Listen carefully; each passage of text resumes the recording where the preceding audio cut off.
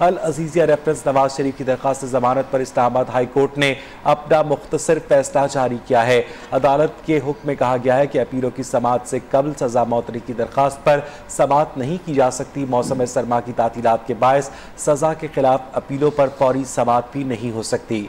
एहतसाब अदालत ने नवाज शरीफ को अल अजीजिया रेफरेंस में 7 साल कैद की सजा सुनाई थी। नवाज शरीफ ने सजा के खिलाफ अपील के साथ सजा मुअत्तली की दरखास्त भी दायर कर रखी है। मजीद भी डिटेल्स आपको देंगे। अपीलों की समाअत से कबल सजा मुअत्तली की दरखास्त पर समाअत नहीं हो सकती। मजीद जानेंगे नुमाइंदा न्यूज़ साद बिन अल्ताफ से। आप तफसीलात से आगाह कीजिएगा। फरवत एहतसाब अदालत ने नवाज शरीफ को अल अजीजिया रेफरेंस में 7 साल की जो कैद सुनाई थी उसकी सजा के ऊपर जो है अपील दायर की गई थी मुअत्तली के लिए नवाज शरीफ की जानिब से। लेकिन कल जो इस्लामाबाद हाईकोर्ट का 2 रुकनी बेंच था उन्होंने फैसला जो है वो मुख्तसर फैसला सुना भी दिया था और आज जो है मजीद जो फैसला वो जारी भी किया और उसमें यही कहा गया कि अपीलों की समाअत से कबल जो है सजा मुअत्तली की दरख्वास्त पर समाअत नहीं हो सकती। तो जो पहले अपीलें हैं उसके साथ ही जो है इसको सुना जाएगा। अब आज कल तक जो है वो इस्लामाबाद हाई कोर्ट में सर्दियों की छुट्टियां थी, तो अब जैसे ही सर्दियों की छुट्टियां खत्म होंगी और दोबारा से बेंच तश्कील होगा और इसलिए जो दीगर अपीलें दायर की गई है नवाज शरीफ की जानिब से उनके साथ ही सजा मुअत्तली की समाअत भी वो होगी। जी बहुत शुक्रिया साद, आपने हमें अभी तक की डिटेल्स दी। साबिक वफाकी वजीर सवाती के खिलाफ नया पिंडोरा बॉक्स खुल गया। IG इस्लामाबाद तबादला केस में चीफ जस्टिस ने रिमार्क्स दिए कि आसिम सवाती के खिलाफ कुछ नहीं किया गया, हम आर्टिकल 62(1)F के तहत कार्रवाई करेंगे। इसी दौरान अदालती मुआविन ने अदालत को बताया कि GIT के मुताबिक FBR से आजम सवाती ने गलत बयानी की है। आजम सवाती ने बड़े पैमाने पर टैक्स चोरी भी की है। आजम सवाती की आमदन और असासे आपस में मुमासलत नहीं रखते। 3 रुकनी बेंच के सामने आजम सवाती के वकील ने बताया कि आजम सवाती वजारत से मुस्ताफी हो चुके हैं। चीफ जस्टिस ने रिमार्क्स दिए कि आर्टिकल 62(1)F के तहत कार्रवाई करते हुए देखेंगे क्या आजम सवाती रुकन असेंबली बनने के अहल है। मजीद बात करेंगे अपने नुमाइंदे जहांजेब अब्बासी से। जहांजेब, बताइएगा अदालती समाअत के बारे में। अवैस बज़ाहिर यूँ लगता है कि आज़म सवाती जो कि तहरीक इंसाफ के रहनुमा हैं वो आर्टिकल 62(1)F के तहत ताहयात नाअहली से बच गए हैं। आज जो है सुप्रीम कोर्ट में इस केस की समाअत हुई। केस की समाअत के दौरान चीफ जस्टिस ऑफ पाकिस्तान का ने ये रिमार्क्स दिए। उनका ये कहना था कि हम इस मुकदमे को आर्टिकल 62(1)F के तहत बराह रास्त सुन सकते हैं। ताहम इसके ऊपर आज़म सवाती के जो वकील हैं अली ज़फ़र, उन्होंने ये एतराज़ उठाया और उनका ये मौक़िफ़ था कि सुप्रीम कोर्ट जो इनके टैक्स से मुतल्लिक मामलात है उस हद तक FBR को मामला भिजवा सकती है, जबकि जो 62(1)F के तहत नाअहली का जहाँ तक मामला है उस मामले को सुप्रीम कोर्ट बराह रास्त सुनने की बजाय इसको इलेक्शन कमीशन भिजवा दे। अगर हम बात करें कोर्ट अमाइकस की यानी अदालती मावनीन मुकर्रर किए गए थे इस केस में, उनका भी यही मौक़िफ़ था कि सुप्रीम कोर्ट टैक्स से मुतल्लिक मामलात को FBR के सपुर्द करे, जबकि आर्टिकल 62(1)F के तहत जो नाअहली का मामला है उसको सुप्रीम कोर्ट इलेक्शन कमीशन भिजवाए। अब सुप्रीम कोर्ट ने ये जो मामला है ये मुतल्लिका इदारों को भिजवा दिया है। चीफ जस्टिस ऑफ पाकिस्तान ने ये रिमार्क्स दिए हैं कि हम जो रिपोर्ट्स हैं वो आ जाएं, फिर उसके बाद हम इस मामले को देखेंगे।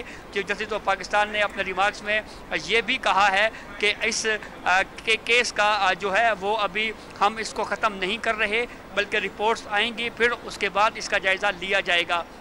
अब जब इस केस का तहरीरी ऑर्डर आएगा तो उसमें मज़ीद वाज़े होगा, लेकिन अब तक की अदालती कार्रवाई है उससे यूँ लग रहा है कि जैसे आज़म सवाती आर्टिकल 62(1)F के तहत ताहयात नाअहली से जो है वो बच गए हैं और सुप्रीम कोर्ट ऑफ पाकिस्तान ने इस हद तक मामला जो है वो अभी इसको टेकअप नहीं किया, सुना नहीं है। जब ये रिटन ऑर्डर आएगा तो उसमें मज़ीद वाज़े होगा कि क्या सुप्रीम कोर्ट से ही आर्टिकल 62(1)F के तहत ये मुकदमा चलाया जाएगा या ये इलेक्शन कमीशन को भिजवाया जाएगा।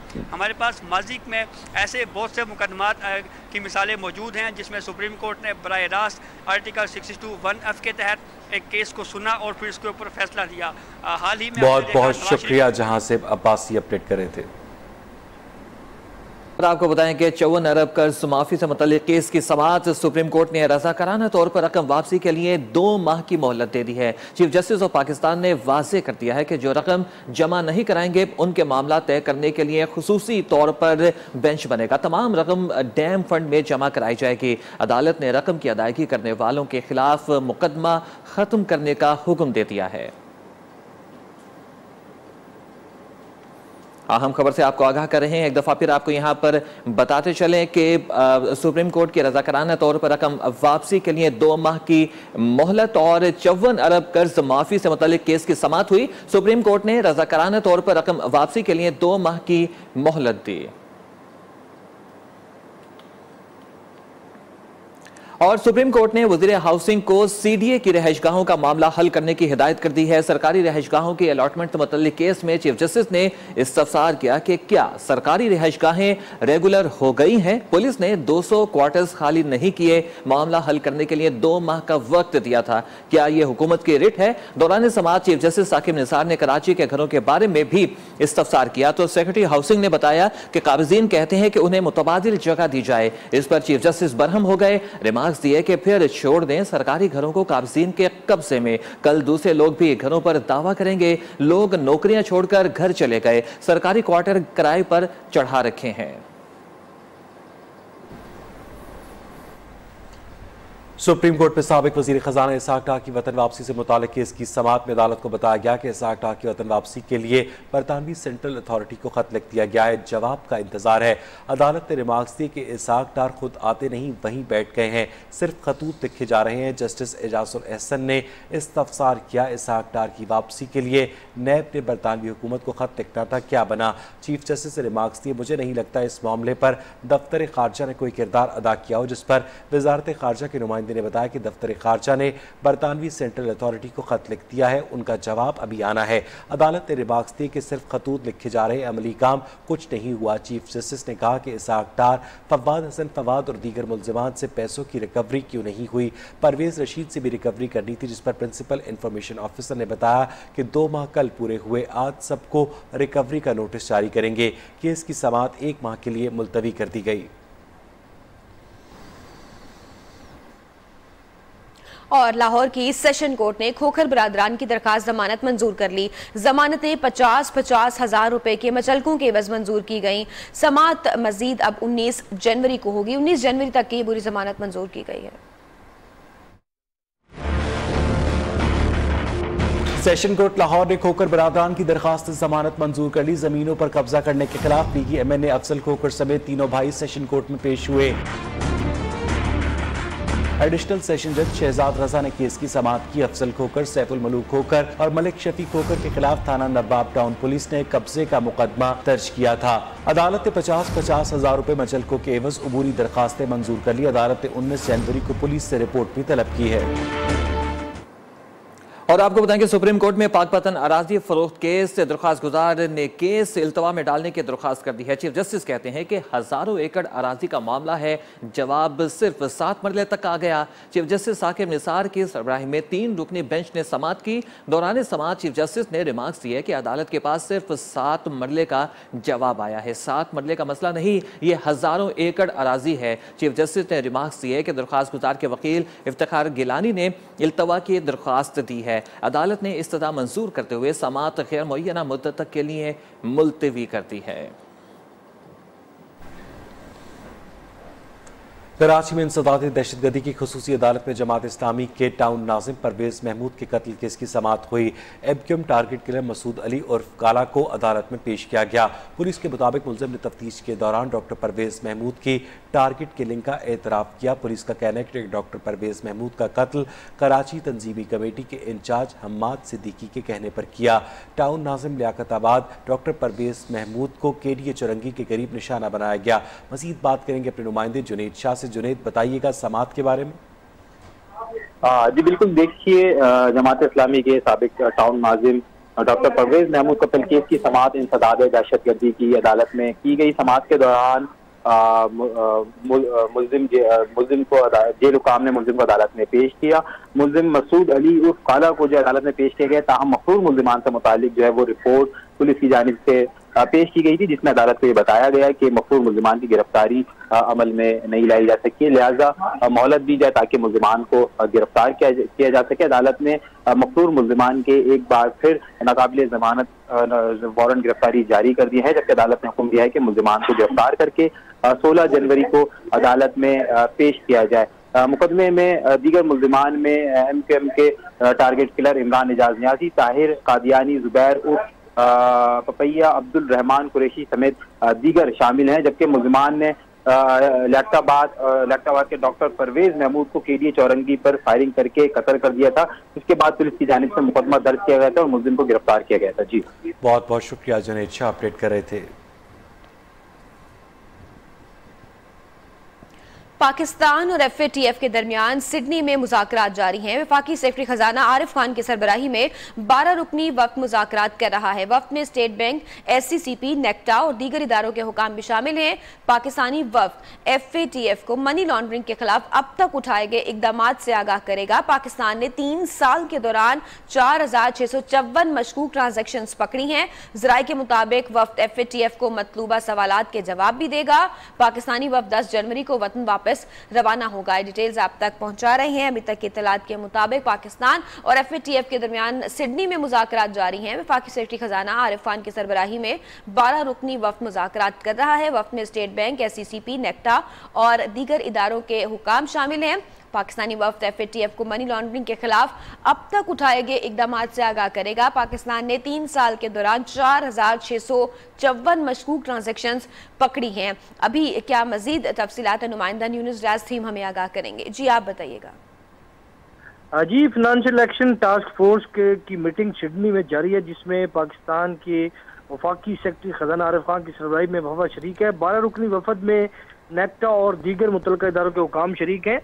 पाकिस्तान FATF को एक रिपोर्ट भी इरसाल कर चुका है, जिसमें ये तमाम तफसीलात उनको बताई गई हैं कि पाकिस्तान ने अब तक क्या क्या इकदाम उठाए हैं मनी लॉन्ड्रिंग और दहशतगर्दी के खिलाफ फाइनेंसिंग में के हवाले से बताया गया इस रिपोर्ट में। और फाइनेंशियल एक्शन टास्क फोर्स को ये बताया जाएगा और सवालों के जवाब भी दिए जाएंगे कि कोस्टल एरिया, पाक अफगान बॉर्डर और पाक ईरान बॉर्डर पर जो सिक्योरिटी सख्त की गई है और स्क्रीनिंग मशीनें भी लगाई गई हैं, जबकि कानून नाफिज करने वाले इदारों की सिक्योरिटी भी सख्त बनाई गई है। जबकि हुंडी और हवाला के हवाले से जो मनी लॉन्ड्रिंग की जाती है उसके खिलाफ भी इकदाम किए गए हैं। इसके अलावा सिल्वर और गोल्ड के हवाले से जो मनी लॉन्ड्रिंग या हुंडी और हवाला के हवाले से जो हो रही है स्मगलिंग या मनी लॉन्ड्रिंग, उसके खिलाफ भी इकदाम पाकिस्तान ने उठाए हैं।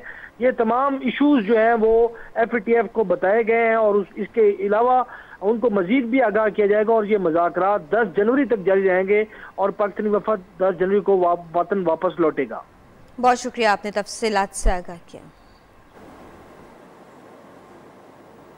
और आपको बताएं कि इस्लामाबाद में इक्तिसादी राब्ता कमेटी का इजलास वज़ीर ख़ज़ाना असद उमर की ज़ेर सदारत जारी है। इजलास में दरामदी कपास पर कस्टम ड्यूटी और सेल्स टैक्स के मामले पर गौर किया जा रहा है। इक्तिसादी राब्ता कमेटी मईशत के मुख्तलिफ शोबों की कारकर्दगी और अहम इक्तिसादी इशारों का जायजा भी ले रही है। अहम खबर से आपको आगाह कर रहे हैं।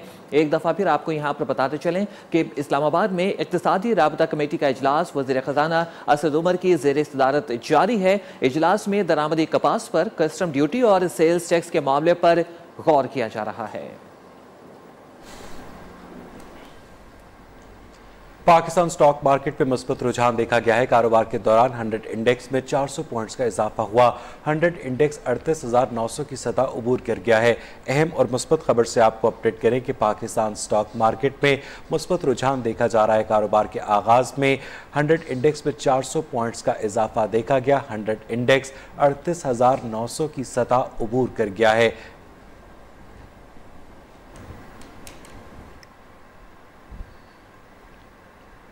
अमेरिका का साथ देने की भारी कीमत चुकाई, अब पाकिस्तान किसी के लिए नहीं लड़ेगा। वज़ीर आज़म इमरान खान का 2 टोक ऐलान। तुक टीवी को इंटरव्यू में कहा कि हमारी खारजा पॉलिसी सिर्फ पाकिस्तानी अवाम के मफाद में होगी। अफगान मसले का हल फौजी नहीं सियासी है। पाक भारत मसाइल भी बातचीत से हल हो सकते हैं। 2 जोहरी कुव्वतों का जंग के बारे में सोचना खुदकुशी होगा। वज़ीर आज़म ने मखदूश तरीन माशी सूरत हाल में चीन की मदद को ताज़ा हवा का झोंका करार दिया। तुर्की से तिजारत समेत 2 तरफा ताल्लुकात मजीद बढ़ाने की ख्वाहिश का भी इजहार किया। All that has happened is that the state institutions दूसरों की इमदाद और कर्जे मुफ्त नहीं होते, उसकी कीमत चुकानी पड़ती है। पाकिस्तान ने अमेरिका का साथ देने पर भारी नुकसान उठाया। वज़ीर आज़म इमरान खान ने तुर्क टीवी को इंटरव्यू में वाज़ेह कर दिया, अब हम न किसी की जंग लड़ेंगे, न ही हमें कोई किराए की बंदूक के तौर पर इस्तेमाल कर सकेगा।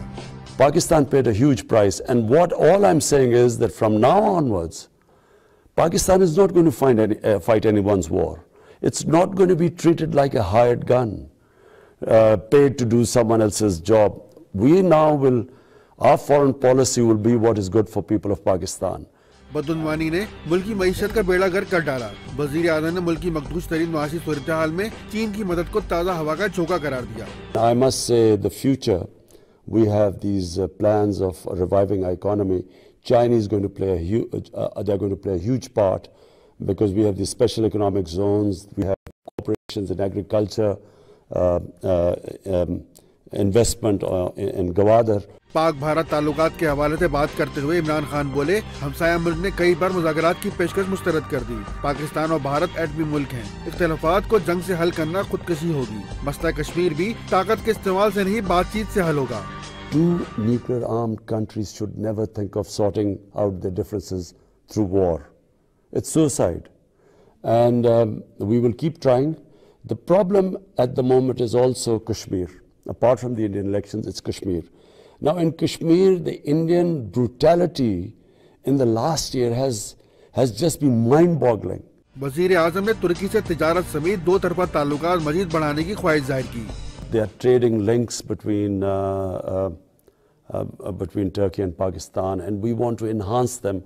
In fact, we have decided today that we are going to have a working group which will draw up for the next 5 years to 10 years how we are going to increase our trading, investing, and the two countries investing in each other.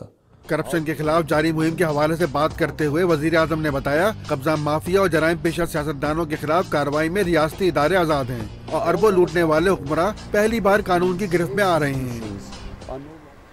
हुकूमत पाकिस्तान का करतारपुर राहदारी पर तामीराती काम तेजी से जारी है। बाबा गुरु नानक के 550वें जन्म पर सिख यात्रियों के लिए इस राहदारी को मुकम्मल करने के बाद खोल दिया जाएगा। राहदारी के खुलने से मकामी अफराद इंतहाई खुश दिखाई देते हैं। इरफान खान की रिपोर्ट। 28 नवंबर को वजीर आज़म पाकिस्तान की जानिब से करतारपुर राहदारी का संगे बुनियाद रखा गया। राहदारी पर तामीराती काम के लिए हैवी मशीनरी काम में मसरूफ। 4.5 किलोमीटर की इस राहदारी पर नाला बई और रावी को यकजा करके 800 मीटर लंबा पुल तामीर किया जाएगा, जिसके पिलर्स के लिए खुदाई का काम तेजी से जारी है। इस मंसूबे के बाद दूर और नजदीक से सैकड़ों सैयाह रोजाना की बुनियाद पर आते हैं, जो राहदारी को खुशहाली और अमन का पैगाम समझते हैं। हम विजिट करने आए थे तो हमें देख के बड़ी खुशी हो रही है जनाब। यहाँ पे डेवलपमेंट बड़ी तेजी से जारी है, हो रही है, और ये हमारे इलाके के लिए भी एक खुशी की बात है। बाबा गुरु नानक के 550वें जन्म से पहले पुल मुकम्मल करके भारतीय सिख यात्रियों के लिए खोल दिया जाएगा।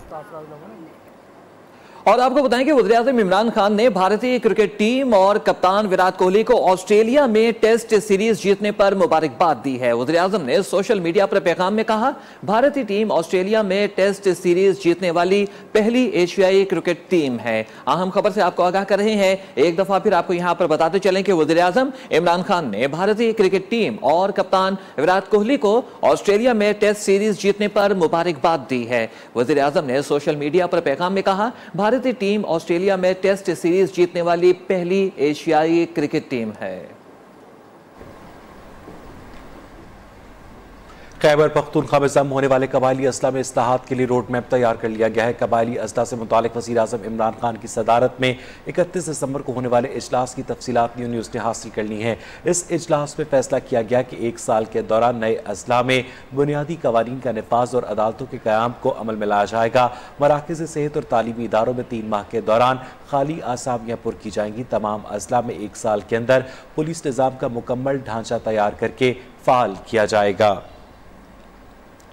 अहम खबर से आपको अपडेट करें कि खैबर पख्तूनख्वा में जम होने वाले कबायली असला में इस्लाहात के लिए रोड मैप तैयार कर लिया गया है। कबायली असला से मुतालिक वज़ीर आज़म इमरान खान की सदारत में 31 दिसंबर को इजलास हुआ था।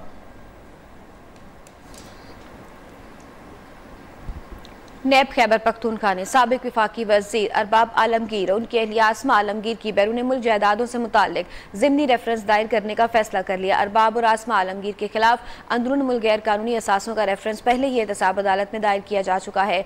ज़राए के मुताबिक नैब ने मियाँ बीवी और उनके 2 बेटों के लंदन, दुबई, सिंगापुर में जायदादों का कारोबार और बैंक अकाउंट्स का सुराग लगाया। नैब के मुताबिक आसमा आलमगीर 2013 से 2016 तक दुबई के कंपनी की अकामा होल्डर भी रह चुकी हैं। मजीद भी आपको इस हवाले से तफसीलात तफसीलात देंगे। आपको डिटेल्स दें नैब के जो अरबाब आलमगीर और आसमा आलमगीर के खिलाफ ज़िमनी रेफरेंस दायर करने का फैसला, क्योंकि मुख्तलिफ जायदादों का इंकशाफ हुआ है। नैब का पीक का और अरबाब आलमगीर और अहलिया के खिलाफ ज़िमनी रेफरेंस दायर करने का फैसला। अंदरून मुल्क को गैर कानूनी असासों का रेफरेंस पहली एहतसाब अदालत में दायर किया जा चुका है। नुमाइंदा यूनुस आलम से हमें तफसीलात से आगाह करेंगे। जी आप बताइएगा, डिटेल्स क्या हैं? जी बिल्कुल, कौमी एहतसाब ब्यूरो ने साबिक वफाकी वजीर मवासलात अरबाब आलमगीर और उनकी अहलिया आसमा आलमगीर के बाहर ममालिक में अरबों रुपए मालियत के गैर कानूनी असासे और कारोबार के हवाले से सप्लीमेंट्री रेफरेंस दायर करने का फैसला कर लिया है। नैब ने अरबाब आलमगीर और उनके अहलिया बैरून ममालिक में गैर कानूनी असासे और कारोबार से मुतालिक मंजर-ए-आम पर लाया गया है। लंदन में 19 करोड़ का फ्लैट जबकि 21 करोड़ का एक अलग फ्लैट है। यूएई में अपॉइंटमेंट कुकिंग ऑयल का कारोबार, जबकि दुबई और सिंगापुर में बैंक ट्रांजेक्शन का तफसीलात इकट्ठा किया है। साबिक मेंबर कौमी असम्बली आसमा आलमगीर का अकामा भी है। मुल्जिमान के खिलाफ एक हफ्ता कबल 33 करोड़ से ज्यादा गैर कानूनी असासों का रेफरेंस एहतसाब अदालत में दायर हो चुकी है, जो उस मुल्जिमान 3 जनवरी को अदालत में पेश हुए थे और एहतसाब अदालत ने फर्द जुर्म आयद करने के लिए 10 जनवरी मुकर्रर कर दिया है। जबकि उसके बाद बाहर ममालिक में मुल्जिमान के अरबों रुपए मालियत के असासों और कारोबार के का इंकशाफ हुआ है। बहुत शुक्रिया, आपने तफसीलात से आगाह किया। और यहाँ बुलेटिन में वक्त हुआ एक ब्रेक का। ब्रेक से पहले न्यूज अपडेट्स। इस न्यूज अपडेट को आप तक पहुंचाने के लिए तावन किया है। डाउनलोड करें और नए फीचर्स डिस्कवर करें। OLX बेच दें।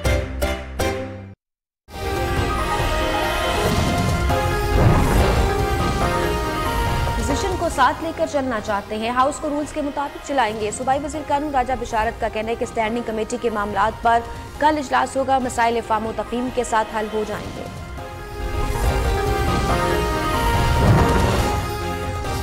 डीजी लीगल रेलवे की बरतरफी के खिलाफ दरखास्त पर समाअत, फरीकैन के वकला के दलाइल मुकम्मल, लाहौर हाई कोर्ट ने फैसला महफूज कर लिया।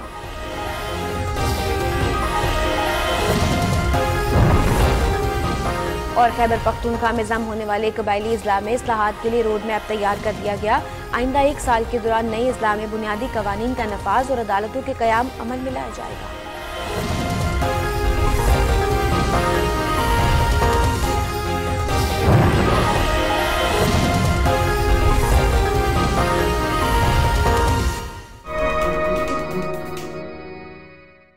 मैं हूं मिस्टर चेंज और मेरी तरह OLX भी हो गया है चेंज।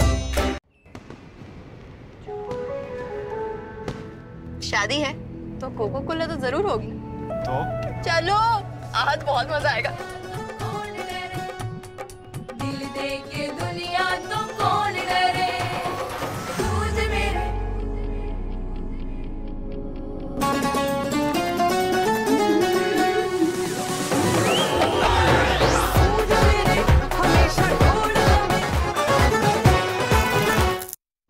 ओ, ये तो आखिरी चॉकलेट रह गई।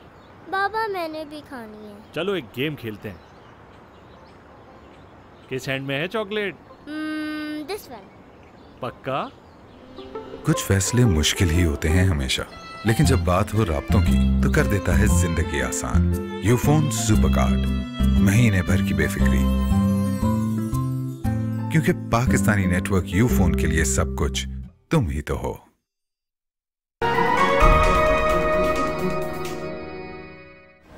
Welcome back. लाहौर में निकासियाब और लोगों को साफ पानी फराहम करने वाला महकमा माली बहरान का शिकार हो गया। 48 विफाकी और सूबाई महकमे वासा के नादहिंदा हैं। 12 विफाकी महकमे 12 करोड़ 73 लाख रुपए से जायद, जबकि 36 सूबाई महकमे 1 अरब 29 करोड़ 93 लाख रुपए के नादहिंदा निकले। मजीद भी आपको डिटेल्स देंगे। इस हवाले से जो अभी तक की इतलात सामने आ रही हैं उस हवाले से आगाह करें आपको। लाहौर में निकासियाब और लोगों को साफ पानी फराहम करने वाला महकमा माली बहरान का शिकार हो गया। 48 विफाकी और सूबाई महकमे वासा के नादहिंदा निकले। 12 विफाकी महकमे 12 करोड़ 73 लाख, जबकि 36 सूबाई महकमे 1 अरब 29 करोड़ 93 लाख रुपए के नादहिंदा निकले। 36 सूबाई महकमे और 12 विफाकी महकमे वासा के नादहिंदा जो है वो निकले हैं। और इस हवाले से मजीद जानेंगे नुमाइंदा न्यूज़ अदनान अजीज से। जी आप तफसीलात से आगाह कीजिएगा।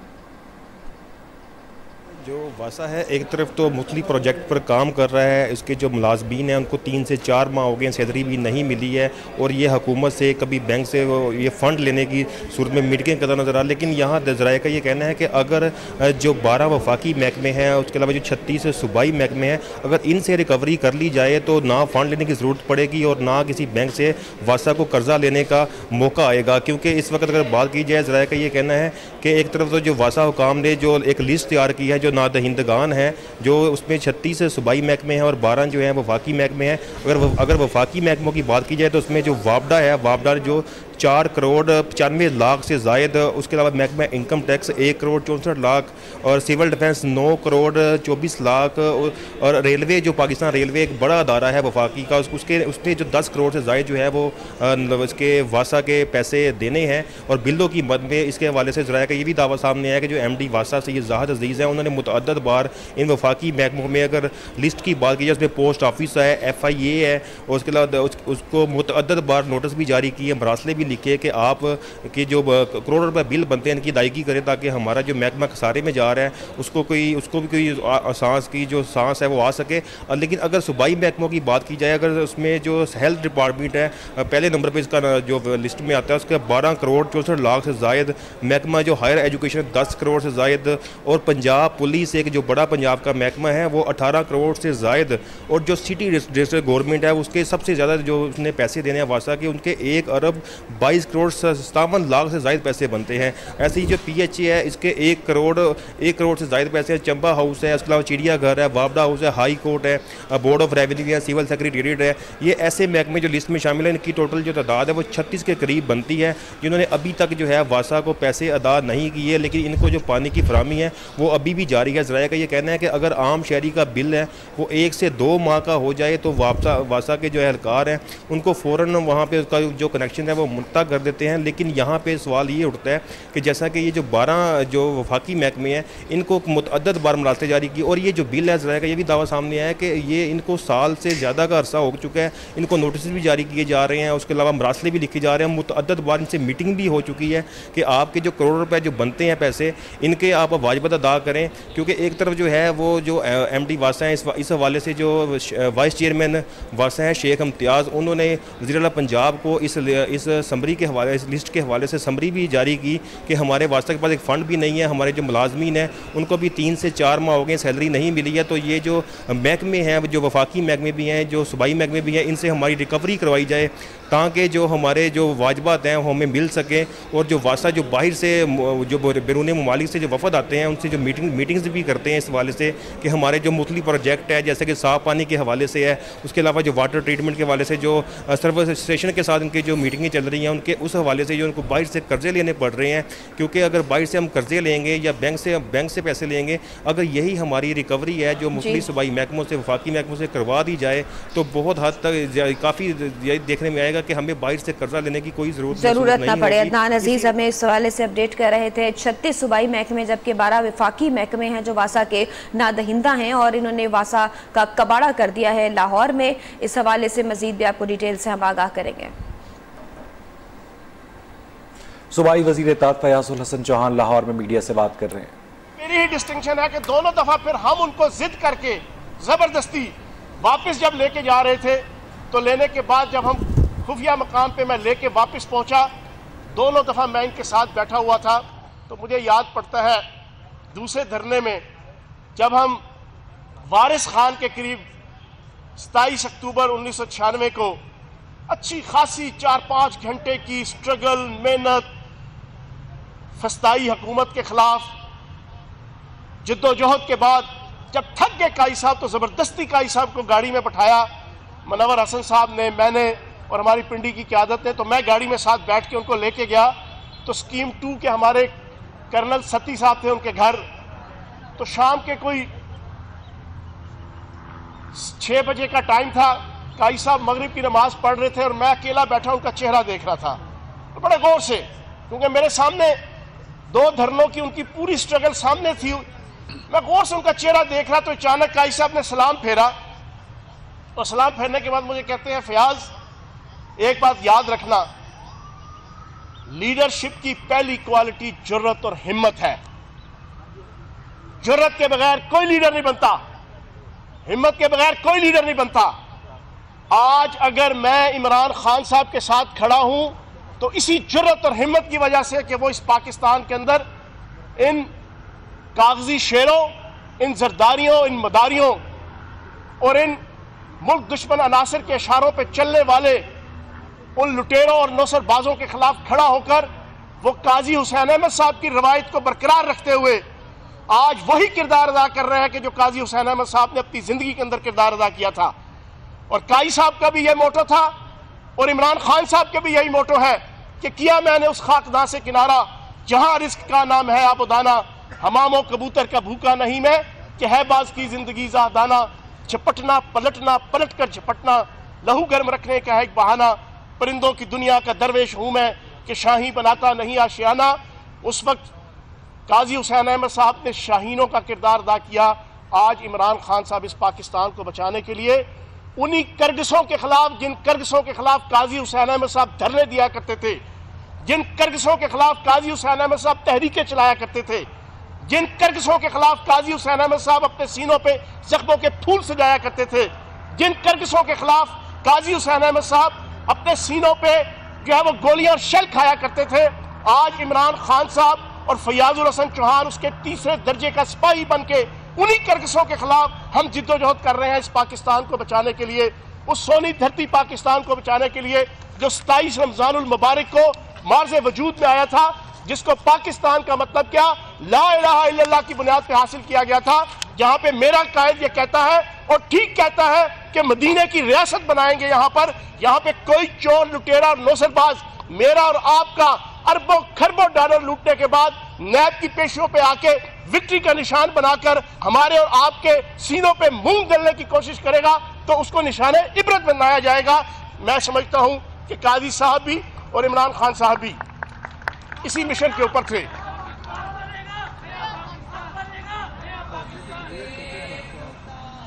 दूसरा, आखिर में मैं सिंपल इतना कहूँगा, काजी साहब की शान में निगाह बुलंद सुखन दिल नवाज जहाँ पुरसोज, यही है रख्त सफ़र मीर कारवां के लिए। और इंशाअल्लाह काजी साहब का नाम रहती दुनिया तक जो है वो कायम रहेगा। और काजी साहब की जुर्रत, दिलेरी और हिम्मत को इन्हीं अल्फाज के साथ खराज तहसीन पेश करते हुए आपसे इजाजत चाहूंगा। हम बेटे किसके? काजी के। हम बेटे किसके? काजी के। दस्ते बाजू काजी के। हम बेटे किसके? काजी के। बेटे किसके? काजी के। वज़ीर-ए-इत्तेहाद पंजाब फयाजुल हसन चौहान इस वक्त मीडिया से गुफ्तगू कर रहे थे और इंतहाई जज्बाती अंदाज में गुफ्तगू के दौरान उनका ये कहना था कि हम इस मुल्क को लूटने वाले चोरों और लुटेरों को इबरत का निशान बना देंगे। और सुप्रीम कोर्ट के हुक्म पर कराची में तजावुज़ात के खिलाफ ऑपरेशन का सिलसिला जारी है। एंटी इंक्रोचमेंट ऑपरेशन की ज़द में कराची का उर्दू बाजार भी आ गया और बल्दिया उस्मा कराची की जानिब से उर्दू बाजार में तजावुज़ात हटाने के लिए दिए गए नोटिस की मुद्दत ख़त्म हो चुकी है, जबकि दुकानदार भी KMC के फैसले के खिलाफ शदीद एहतजाज कर रहे हैं। आसिम अशरफ हमें उर्दू बाजार से तमाम सूरत हाल से मज़ीद आगाह कर रहे हैं।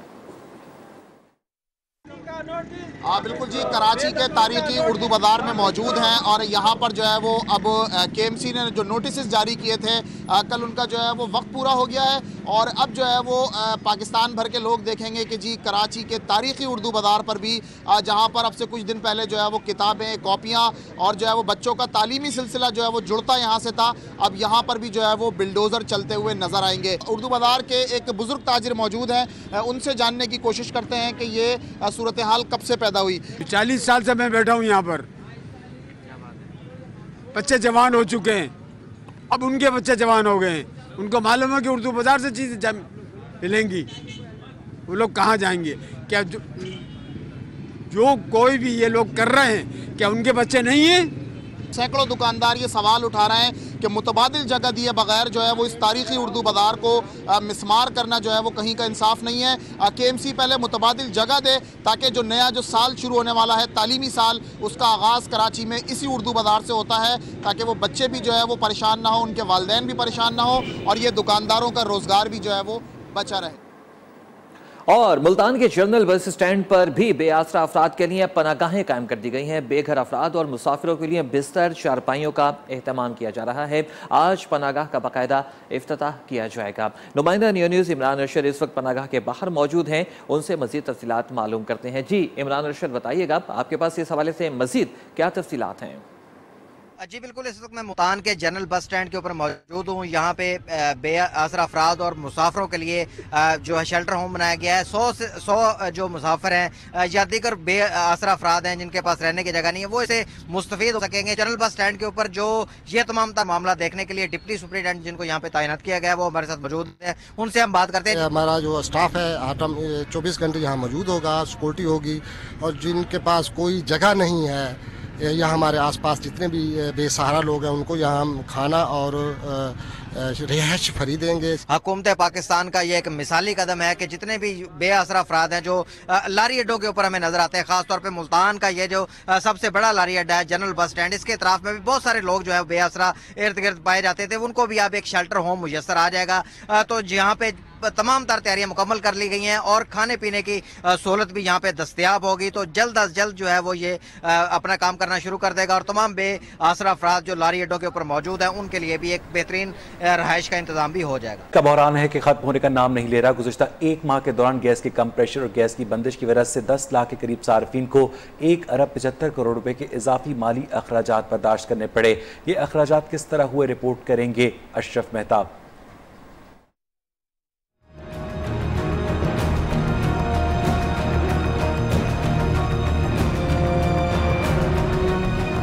पहले बिजली अब गैस, बाद इलाकों में दोनों आने का नाम ही नहीं ले रही।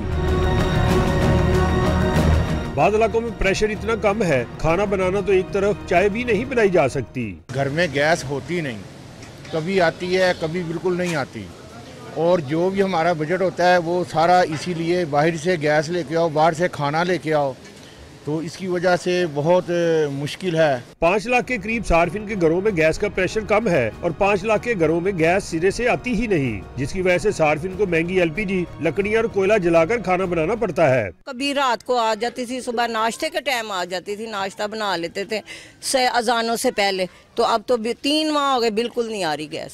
जिन 5 लाख सार्फिन के घरों में गैस का प्रेशर कम है इनको 75 करोड़ रुपए, जबकि जिन 5 लाख के घरों में गैस गायब है इनको 1 करोड़ रुपए के माहाना अजाफी अखराजात बर्दाश्त करना पड़ते हैं। दोनों तरह के सार्फिन के घरों में बिल भी आते हैं जिसका अजाफी बोझ भी इन पर ही पड़ता है। अशरफ मेहताब, न्यूज़, लाहौर।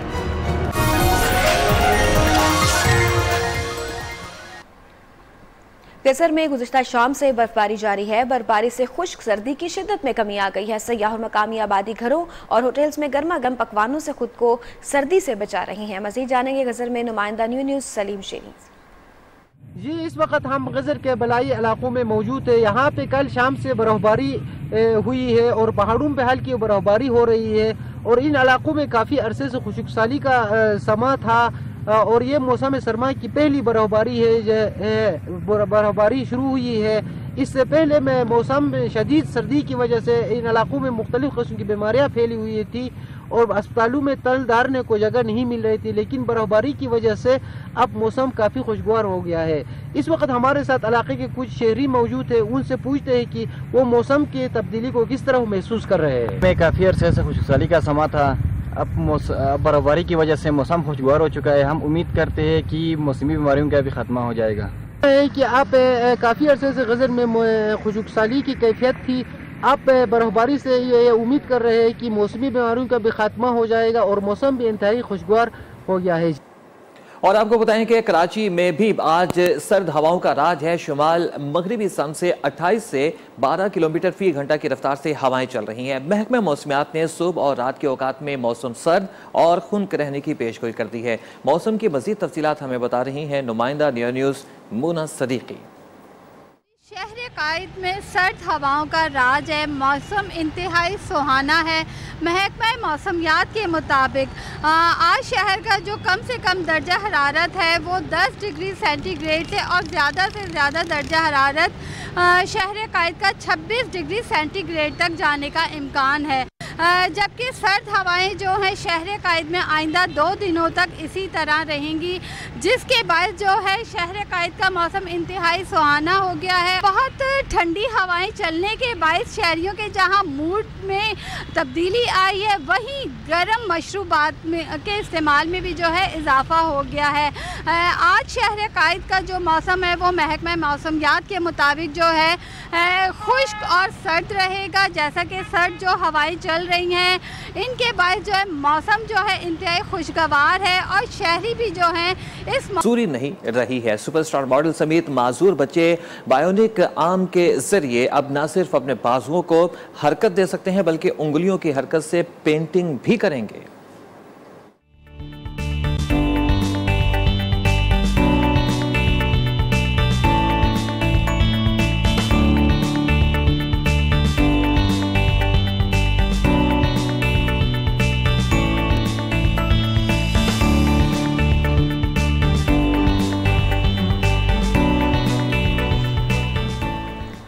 इसके साथ ही 12 बजे के बुलेटिन में इतना ही। मज़ीद खबरों और अपडेट्स के लिए न्यूज़ के साथ रहिए।